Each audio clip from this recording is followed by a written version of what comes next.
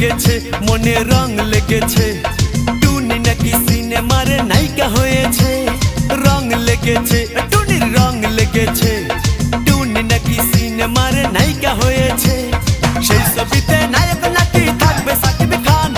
ছবিটার নাম নাকি তুমি আমার জান